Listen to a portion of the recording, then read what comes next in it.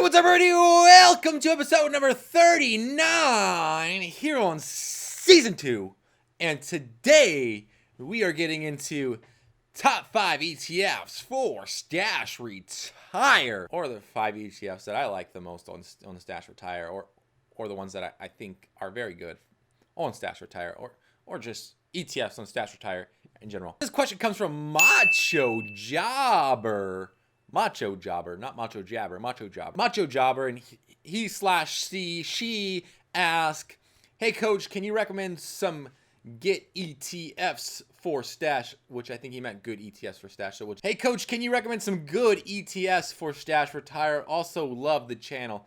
Thanks, man.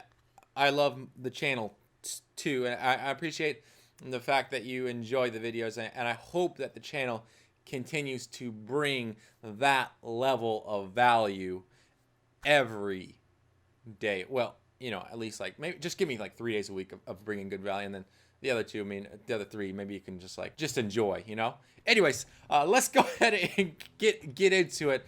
First of all, these videos are for educational purposes only. They are not to be taken as financial advice. You are responsible for your own assets and to protect those assets. So always, always, always do your own research. I absolutely love Stash Retire. If you have any experience using the Stash Invest app, Stash Retire is exactly the same, except for it's either a Roth IRA or a traditional IRA version of basically Stash Invest. One thing that I wish that Stash would do is add the Stash Coach to the Stash Retire part of the platform. Right now, Stash Coach is only from what I've seen is only available on the Stash Invest app, and then when you switch over to Stash Retire, it's not available anymore. And I wish that they would add that, because a lot of beginning investors do, I feel, use Stash Retire, and it's hard to take what Stash Coach is saying over here and apply that into Stash Retire, especially when you can't see the numbers and that kind of thing, or the points. Personally, if I had to choose 5 ETFs that I was like, this is the top 5 that I like.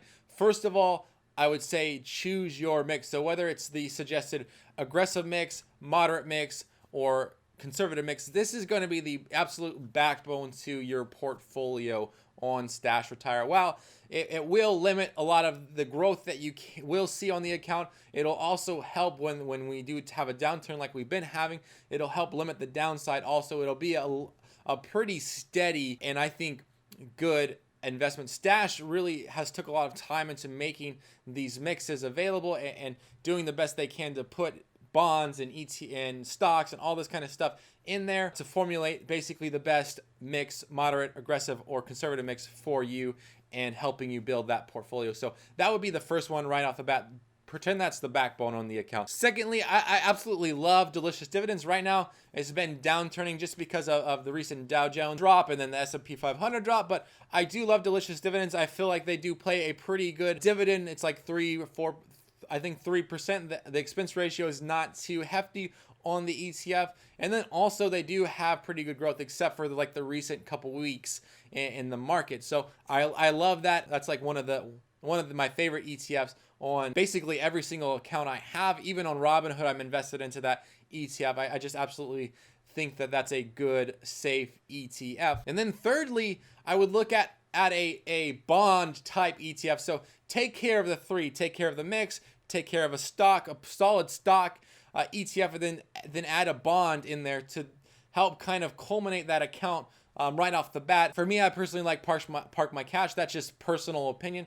For you, you could go with like Uncle Sam, Slow and Steady, Public Works, but just expose yourself to some degree to that bond type ETF. Fourth of all, I like Real Estate Tycoon. I don't know what it is, but I just like the fact that Stash gives you opportunities to be exposed to both stock market and then also like real estate and then like gold and silver. And I think that it's important to not only just put all your money into the stock market, but try to diversify even more from there into like some real estate and maybe some gold and silver. And so I like the idea of adding Real Estate Tycoon. I like the ETF that's on there. However, it's been recently downturning because of talks about increasing interest rates and that kind of stuff. But I mean, right now it's at an all-time low, and I think that it is starting to signal a buy. And so I just like the ETF. It does pay it pays like a 5 6% dividend year over year, and I like that. Basically, if you were to hold that account for an entire 10 years, you would make your money, actually entire 20 years, you would make your money back. However, if you reinvest the dividends,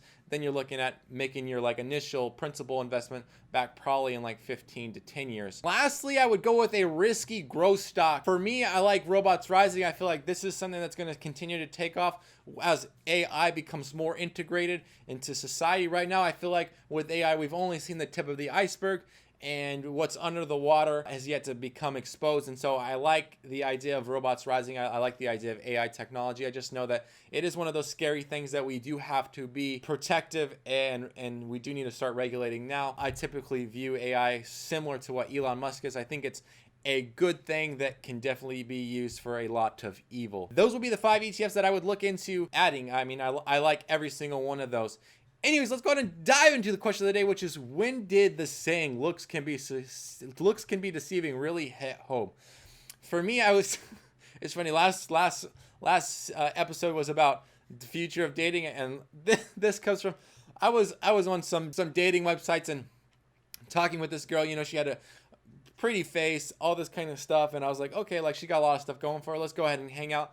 We'll go out on a date or whatever. And so I show up to pick her up, and it was like just like, you know, one of those face pics, and then like her body did not exactly represent what was going on with her face. Like she was a bigger girl, and no offense, but I was like, whoa, like that was not what I had envisioned based upon your profile picture. But I was like, it is what it is. Like, I'm not gonna judge you based upon your weight. Like, we're gonna go out and we're gonna go have fun. We're gonna go do our thing, and we're gonna try to see if this thing works out. Unfortunately, it didn't after a few dates, but it is what it is. I was like, let's try this. Let's see if it works. Anyways, like I was saying, if you have any questions regarding Stash, Acorns, Robinhood, as well as general investing advice, business, Etsy, coaching, post those questions down below. Don't forget to subscribe up here and check out my Acorns recap, well, Stash recap, January edition. Check out this video right here. And as always, thank you for watching.